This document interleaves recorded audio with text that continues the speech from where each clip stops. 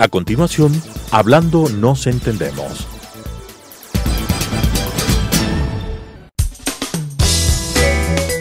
Clasificación A. Apto para todo público.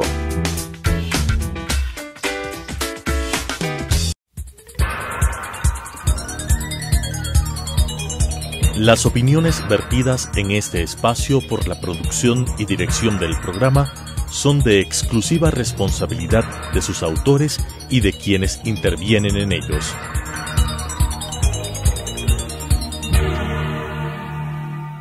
Telesucesos Canal 29 UHF presenta Hablando nos entendemos, un programa de la Academia Ecuatoriana de la Lengua con la conducción de Gonzalo Ortiz Crespo. Hablando nos entendemos. Bienvenidos al programa de la Academia Ecuatoriana de la Lengua. Hoy tendremos noticias, algún consejo y volveremos a tener a dos invitados, Susana Cordero de Espinosa y Francisco Proaño, que estarán simultáneamente los dos para una conversación a tres voces, esta vez sobre el tema de la propia Academia Ecuatoriana de la Lengua. Arrancamos. Noticias de la lengua y la cultura. Entre las noticias que quiero contarles el día de hoy está una muy interesante, y es que se ha descubierto quién fue el corrector de la segunda parte de Don Quijote. Fíjense ustedes, tantos siglos después, se tenía casi por que era una cosa por todos aceptada y conocida, que el impresor había sido Juan de la Cosa, así se llamaba Juan de la Cosa, y que por tanto él había sido el corrector de la segunda parte. Pues no, Juan de la Cosa parece que fue regente de la imprenta, pero que ya no lo era al momento de imprimir la segunda parte del Quijote. Y ahora entonces, ¿quién es?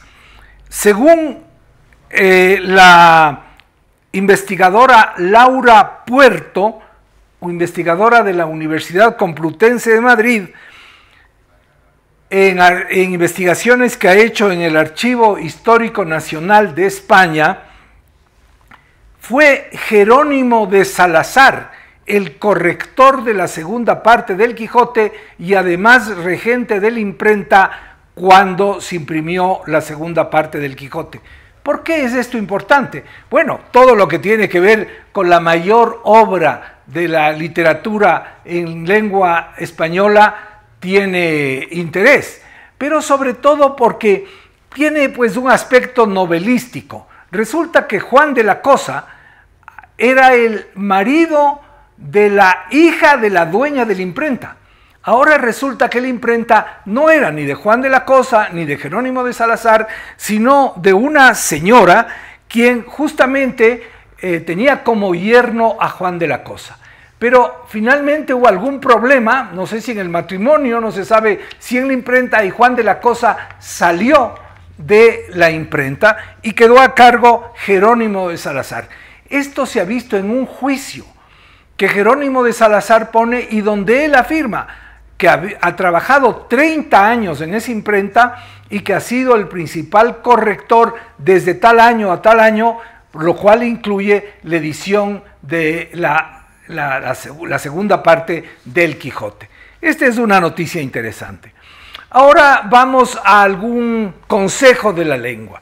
Quiero referirme sobre todo al hecho de que ahora usamos mucho la palabra a full o full. Una niña dice, esto es full rico, por decir esto es muy rico, dicen full rico, se usa mucho. Empezó con esto de ir a full, de hacer las cosas a full, ¿no? Esta es la palabra inglesa que significa completo. Full es básicamente lleno, una cosa que está llena, ¿no? Y entonces la expresión está a full, que se usa. Por ejemplo, leí el otro día en un Twitter, las autoridades policiales están trabajando a full. Bueno, eran las autoridades policiales y militares que estaban trabajando en la zona de la frontera, a full. O este es un partido que vamos a ir a full. Bueno, en el español hay palabras para decir esto, ¿no es cierto? Esta forma además mixta, porque es con la preposición a en español y la palabra en inglés full, se puede cambiar por muchas cosas. Por ejemplo, a muerte, con todo, a tope, con muchas otras formas en vez de decir a full.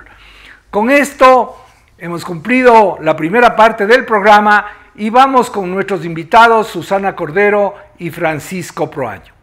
La vida de la academia.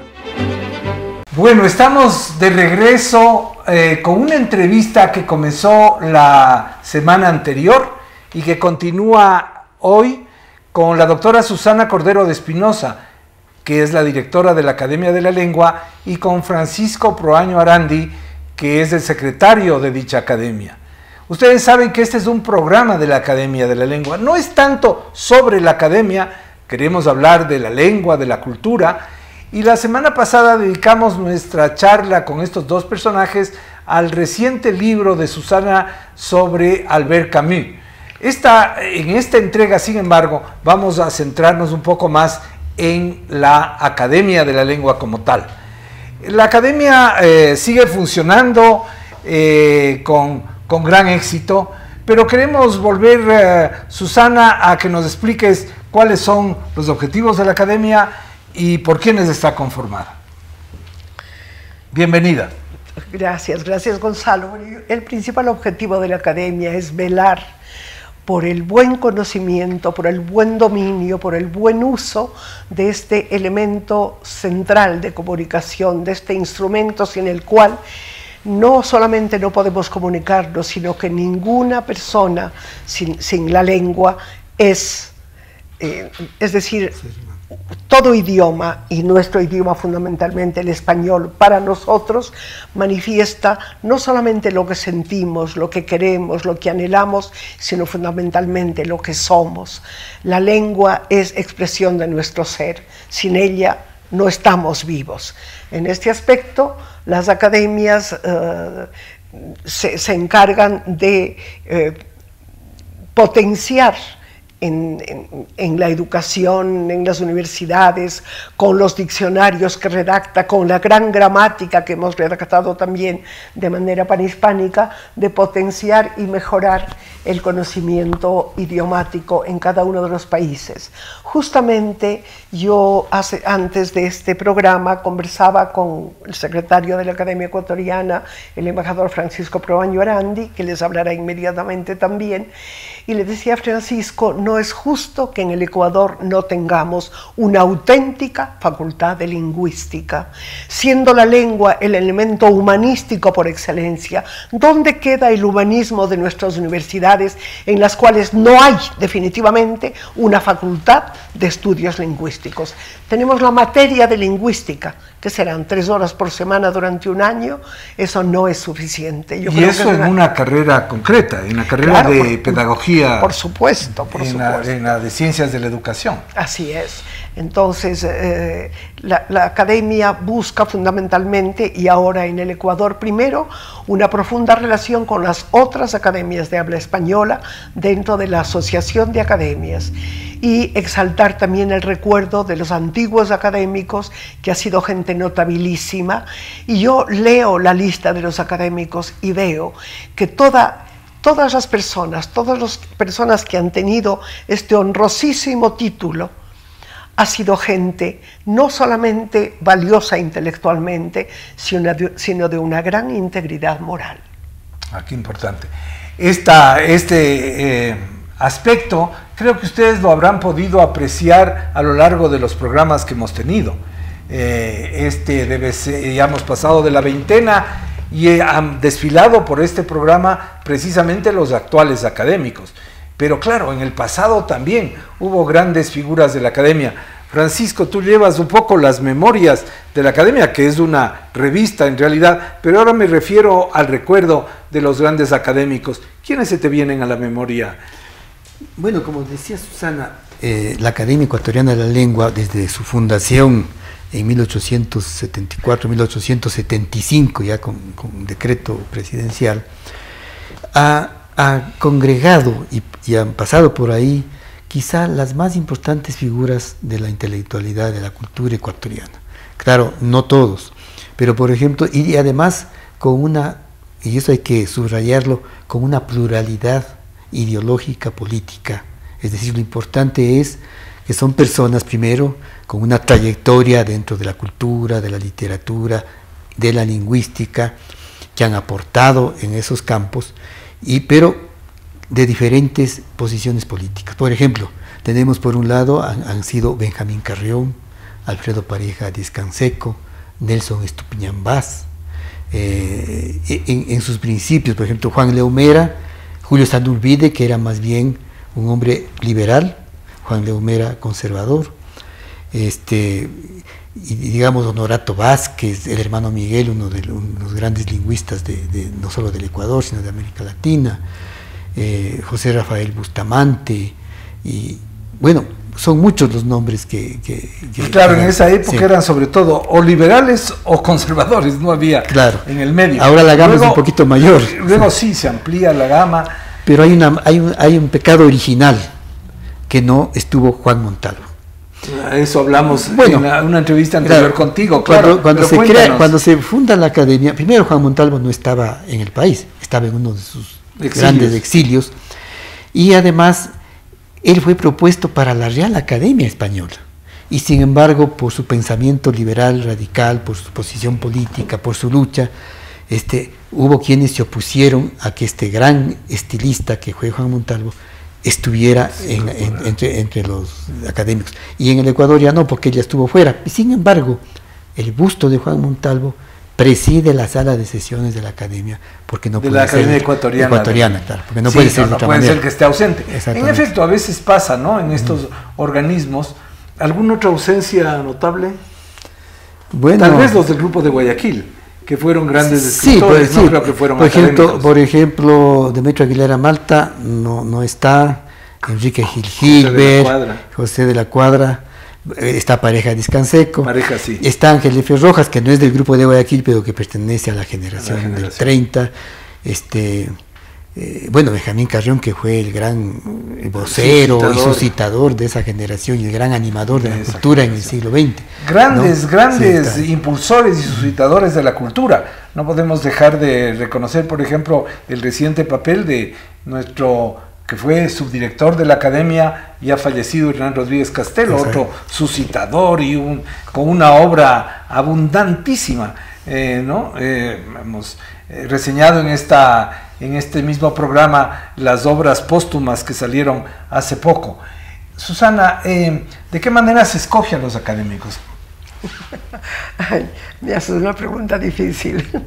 No, vamos a ver, estatutariamente 3 miembros de número firman una carta candidatizando a un académico, candidatizando a una persona para llegar a ser académico, a base de sus trabajos, de su escritura, de su dimensión intelectual, de su aporte a la lengua, en definitiva, de su conocimiento y de su aporte sustancial al vigor del español en el Ecuador y a la expresión ecuatoriana también. Por ejemplo, Carlos Joaquín Córdoba.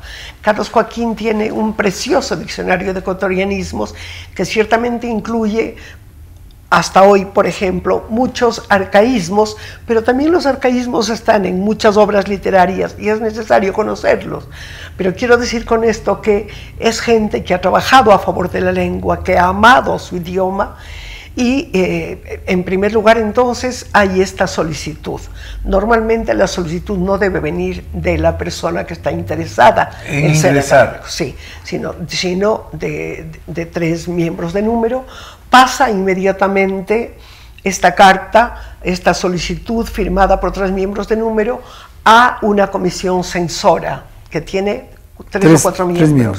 3 miembros que califican la bibliografía, los aportes que esta persona ha podido hacer y mandan su apreciación a la Junta General.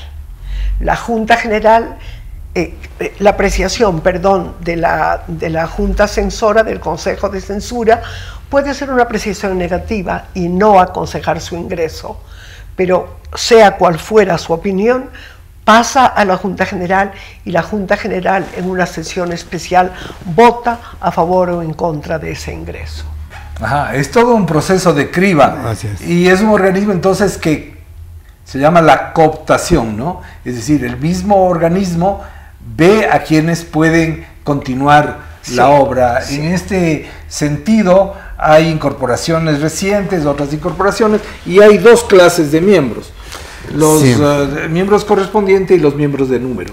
¿Cómo se diferencia esto? Bueno, la forma, quienes entran a la academia entran primero en la calidad de correspondientes. Efectivamente, como dice Susana, con un proceso como el que acaba de indicar. Luego de un tiempo, pueden ser 2 años, pueden ser 3 años, en fin, se promueve también la designación, digamos, de ese académico correspondiente a la calidad de académico de número. Se llama de número porque hay un número fijo de... Sí, la diferencia entre el correspondiente y el de número es, primero, lo que tú señalas. El académico de número está dentro de un número, digamos, que corresponde con las letras del alfabeto. Entonces son 27 académicos de número que ocupan las sillas, la silla A, la silla B, etcétera, correspondientes a las letras. A las letras. Luego también, solo los académicos de número son miembros de la Junta General, ¿no? Entonces, los académicos correspondientes son miembros de la Asamblea General, pero no de la Junta. Por ejemplo, la Comisión Censor igualmente pueden ser académicos de número. También, quienes hacen esa solicitud para que un académico entre a la corporación, tienen que ser 3 académicos numerarios de número. Entonces, hay esas diferencias. Por otro lado, el académico de número, la Real Academia Española, luego de que la institución ecuatoriana le notifica, pasa a ser académico correspondiente de la Real Academia Española. De manera que hay algunas diferencias, ¿no? Cuando lo que contabas antes de Montalvo le propusieron para la Real Academia, pero podría haber sido de la del Ecuador y era correspondiente de la si hubiera sido numerario de la Academia, hubiera sido correspondiente pero lo que se le proponía es a que sea miembro, creo que nato de la Real Academia, por su importancia que tenía a nivel hispánico, ¿no? De manera que esos son las dos categorías que existen de miembros de la Academia. Y actualmente hay unos 20 académicos de número, tal vez no están llenos todos. No están todavía. ¿Alrededor de 15, Francisco? Yo creo que estamos en 20. ¿Miembros de número? Miembros de número. ¿Ah, sí? Sí, tal vez 18. Faltan unas 6 o 7 letras por llenarse, ¿no? Ya iremos haciendo méritos para llegar a ese nivel. Pero la misión esta de cuidar la lengua, ¿de qué manera se concreta en el trabajo de la Academia? Se concreta en las obras fundamentales que se publican primero en el diccionario, que además, el diccionario general, que además hoy es un diccionario en línea, que estudia nuevos términos, nuevas acepciones, nuevos... por ejemplo, llega, qué sé yo, tantísimos anglicismos que se usan, por ejemplo, en el fútbol, por hablar de un acontecimiento que estamos viviendo prácticamente. Estos términos tienen o no tienen un equivalente en español. Si tienen una buena traducción, una traducción eficaz al español, no hay por qué aceptarlos. Si no la tienen, sí. Muchos términos tecnológicos, por ejemplo, como la gran tecnología ha surgido a través del inglés fundamentalmente, de una lengua que no es el español tiene que acogerlos. Ese acogimiento se califica panhispánicamente, es decir, todas las academias dicen: estaría de acuerdo con este término, no estaría de acuerdo, nos parece bien el término, pero no concordamos con su acepción, o no concordamos con la acepción número 2, pero sí concordamos con la acepción número 1.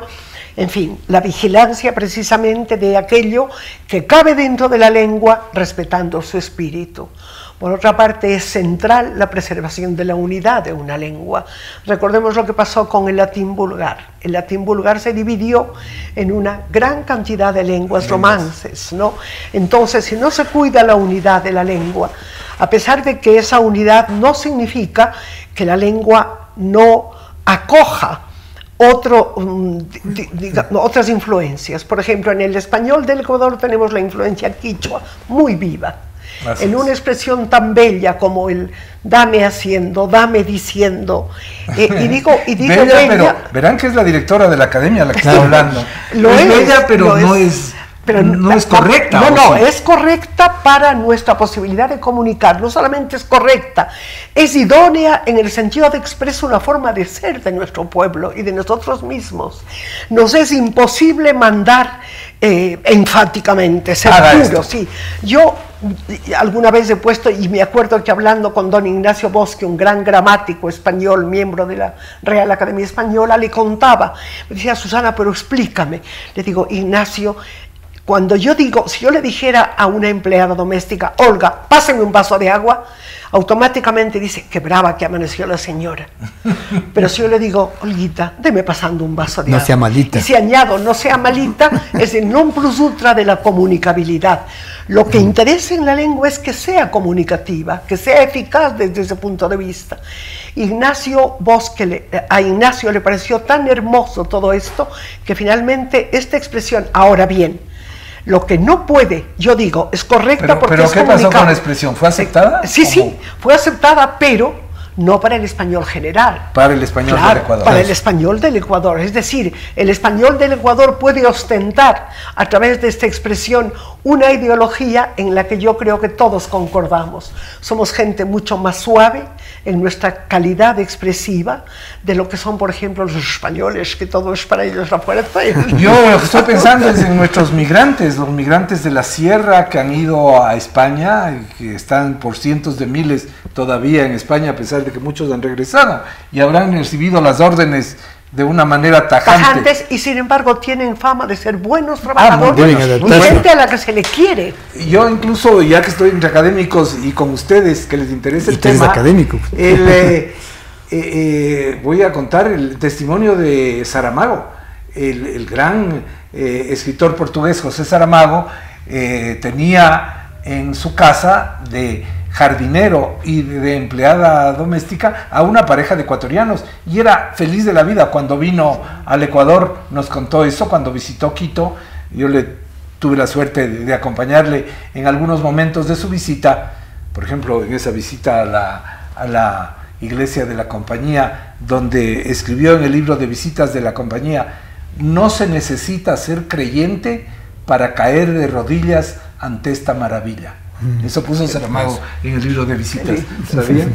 Bueno, pero Francisco, sigamos con el tema de la Academia de la Lengua y del trabajo que hace. Publica anualmente las memorias de la Academia. Sí, yo quería señalar antes algo, ¿no? O sea, la Academia, como se acaba de decir, tiene una misión relativa al español, ¿no es cierto? Pero es importante que, como se ha señalado, como señala Susana, estamos en un país multilingüe.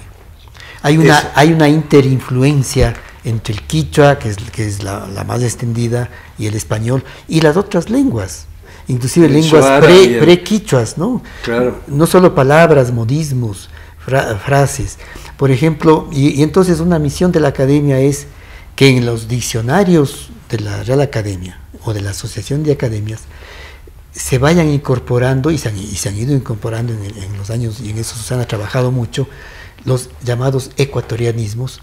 Y ahora, por ejemplo, hay un gran proyecto que es el Diccionario Fraseológico Panhispánico, que va a incorporar frases de los países hispanoamericanos. Qué fantástico. Y lógicamente el Ecuador tiene mucho que aportar, como todos los demás países. Claro. Si no hubiera Academia Ecuatoriana, el Ecuador estaría fuera de esos grandes esfuerzos que son internacionales, panhispánicos, y ese es un papel fundamental, estar presente la cultura ecuatoriana y las diferentes lenguas que tenemos, porque somos un país, repito, plurilingüe, en estos esfuerzos que lo dirige la Real Academia y los lleva a cabo la Asociación de Academias. Bien, ahora, lo de las memorias creo que ya no vamos a alcanzar, bueno. Francisco, se nos fue el tiempo, así que como ven, hay mucho más que conversar sobre la Academia. Haremos un capítulo especial, una entrevista sobre las memorias que Francisco dirige, que es una revista anual que publica la Academia.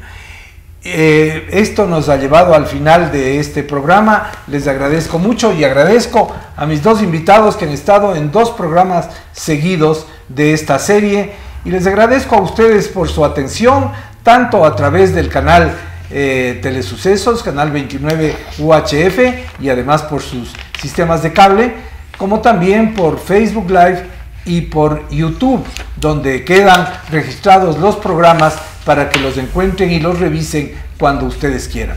Mientras tanto, me despido. Háganme el favor de ser felices.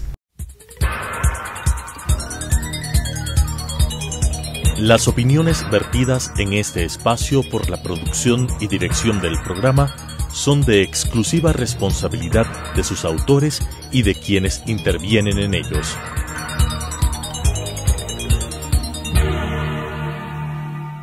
Telesucesos Canal 29 UHF presentó Hablando nos entendemos, un programa de la Academia Ecuatoriana de la Lengua con la conducción de Gonzalo Ortiz Crespo. Hablando nos entendemos,